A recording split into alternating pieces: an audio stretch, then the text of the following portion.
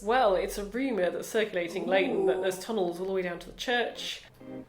Yeah. Do you also feel like there are advantages to being in Leighton Buzzard?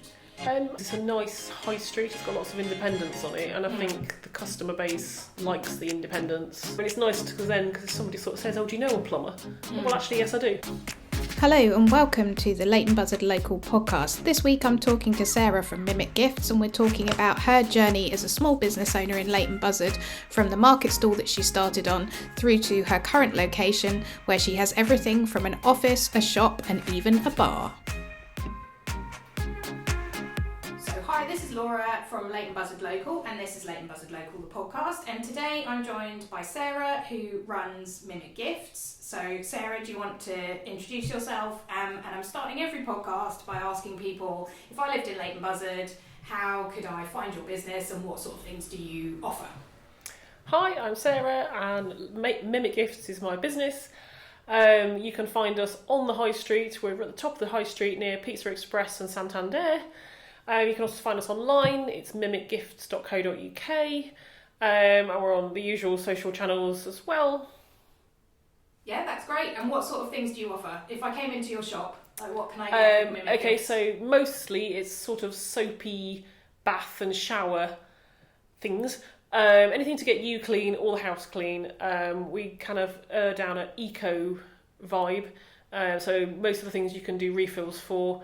We have lots of plastic-free items, like our bath bombs don't have plastic around them. And then you can refill your soap, refill your shower gel, all that sort of thing.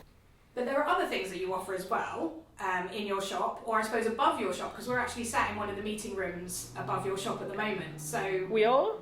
We have rebranded that, so it's now called Borrow Your Office. No, it's called borrowmyoffice.co.uk. So yes, it's a meeting room above the shop, which we rent out to local businesses, or if you want to come and do co-working, that sort of thing up here, that's what it's here for.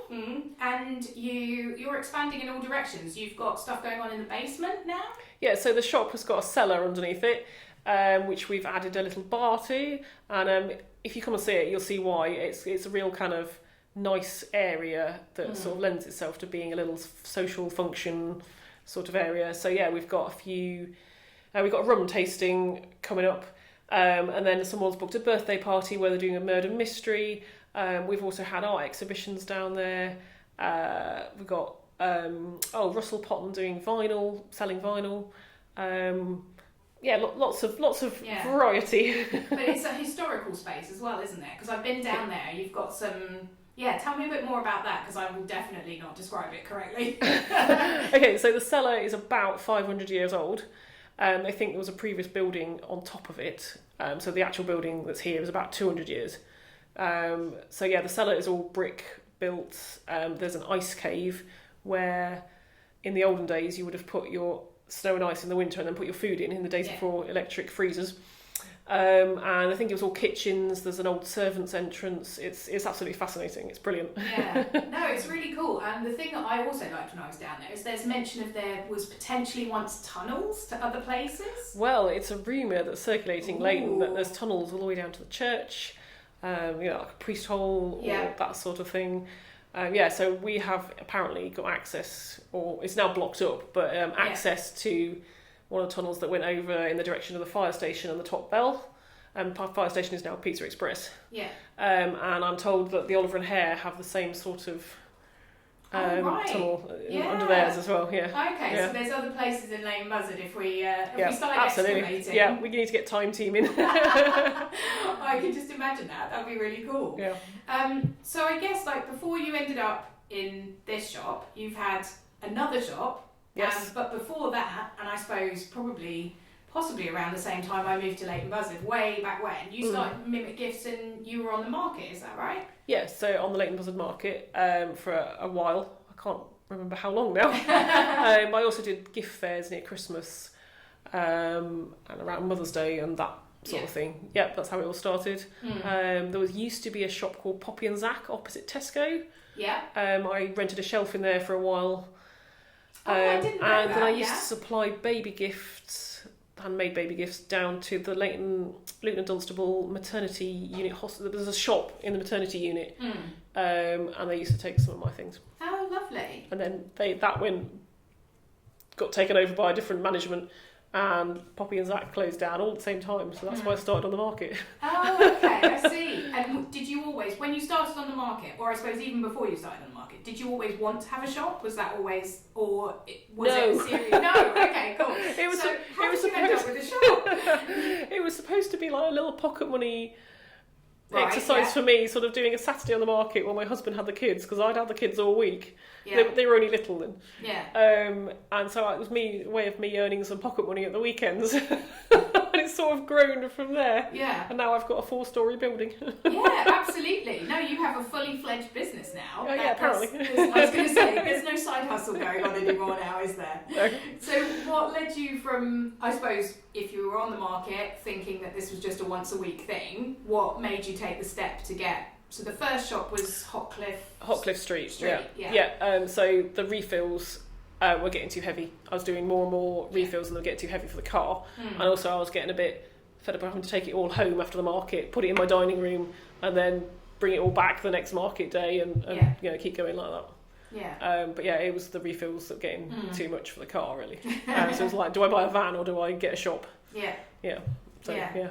And was that the first space that you looked at, or were there other? Because I think I was just talking to Helen about this, and we were saying, about people who are looking for spaces sometimes, and there's smaller spaces in town. Was it just what was available? Or? I looked at like lockups as well first, thinking I could just do it out of that.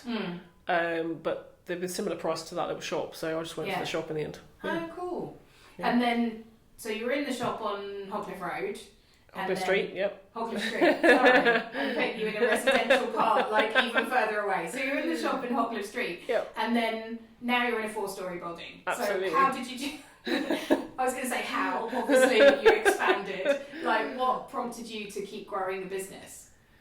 Well, I had a little shop at Wild Raven, which closed down when they closed down, because there was no way of keeping it going.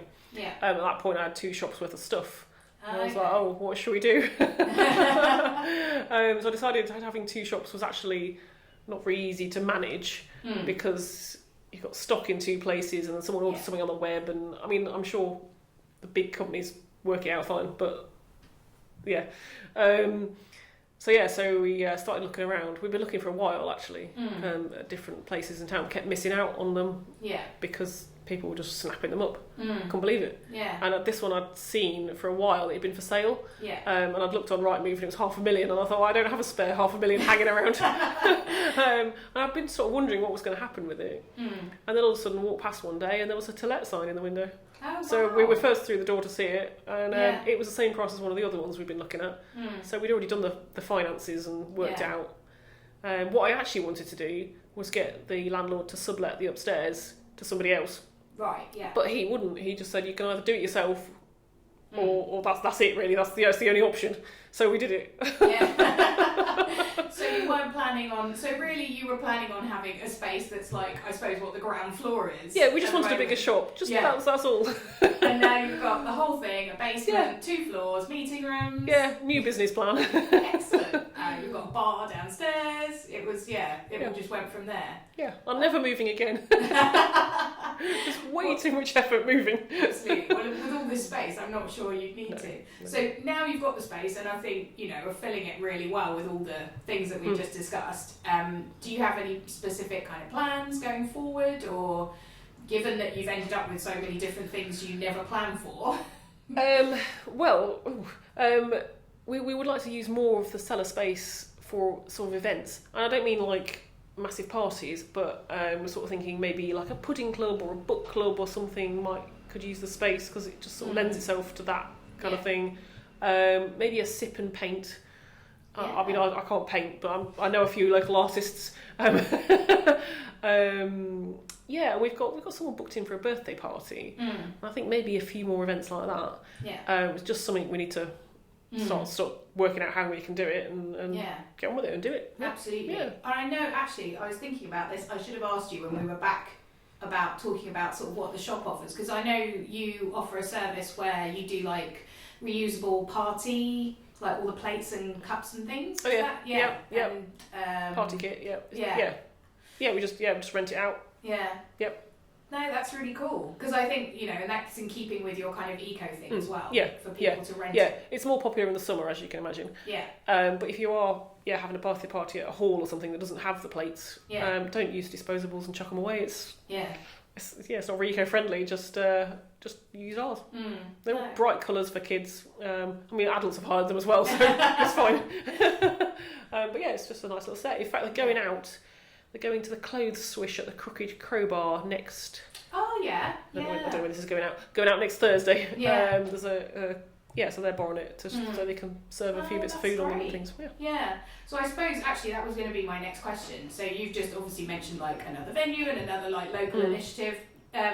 How do you find like having a business in Leighton Buzzard, like, and kind of I suppose the business community here?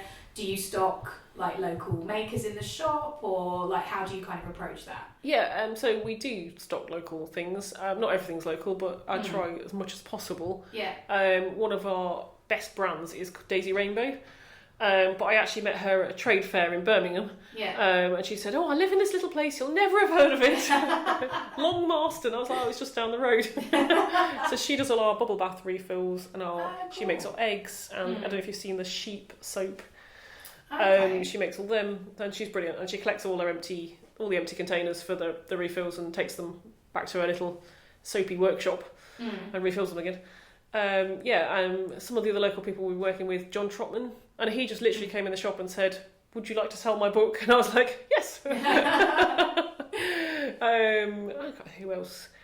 Oh, I've seen there's a Chiltern recipe book. I met her at a business networking. Yeah. Again, we got chatting. Would you like to sell my book? Yes. Yeah. And you've had lots of pop-ups recently as well. So I popped in. A few pop-ups. I spoke to Luke at 3 Counties Distillery. He did his with his rum. But you've had a few others as well, haven't you? Yeah, we've had Debbie the Potter. We've had the art exhibitions, which are obviously all local artists. Who else have we had? Mel, who I met at Wild Raven, she sells plants. She's really lovely. Can't think who else we've had now. Yeah. We've had lots of them. So one conversation I think I have a lot with other people that run local businesses in Leighton Buzzard is about sort of how they find Leighton Buzzard as a place to run a small business. And I know there's a lot of like good business community here. Do you find that as well? And I suppose given that you live in Leighton Buzzard, it's a natural idea to have your shop here, but do you also feel like there are advantages to being in Leighton Buzzard? I do, because it's a nice high street. It's got lots of independence on it, and I think the customer base likes the independence. So that sort of is a win-win in that sort of terms. I like Leighton anyway. It's just, I've lived here since 2003, so I'm not quite local yet. Getting there. But I've been out to lots of the business networkings that groups locally, like the Bees Knees and MK Collaborate. I can't think of the other ones. Oh, there's the Chiltern Biz. So I find chatting to other local business owners really useful. Even I'm not selling to them, I'm just finding out, what the weather's like. And it's nice because somebody sort of says, do you know a plumber? Well, actually, yes, I do. So yes, it's always nice to be in touch with all the local local business, and I have found a few artists and things through them that we've then had in the shop. Definitely, and I think I find that when I speak to other local businesses, that kind of support network is there. Like you say, you're not necessarily meeting other business owners just for the sole purpose of selling your business, but where there's like natural collaboration, I think I see that quite a lot. Well, it's also really useful because we have people come in and ask for all sorts of random things. But if I happen to know that Happy Dashery sell ribbon now, I can say, go to Happy Dashery, and hopefully they'll do the same back. No, absolutely. I hear that in a lot of shops as well, that people are saying, they know what else is on High Street and they direct people in different, to different shops as the need arises, which is really good. Yeah, the most random thing I've ever been asked for was a China horse. Oh. A big one. I was like, I don't even know where would sell that. That is really random. I'm sort of off the top of my head, I'm like, unless you came across something like that in a charity shop, do we have it? place that specialises in large ceramic courses. That's great. Another thing that I've been asking people is whether you have like a favourite local business at the moment. Well, apart from my own. Apart from your own. We put me on the spot. I don't know. I use Helen at Bits and Buds quite a lot for flowers, from my mum and all the important people in my life. I do like Happy Dashery. A big thank you to Sarah for joining me in this episode. I really hope that you enjoyed it. Our conversation was fantastic. If you would like to hear more from the podcast, please like and subscribe wherever you get your podcasts. You can also find out more at leightonbuzzardlocal.co.uk and find me on Instagram, Leighton Buzzard Local.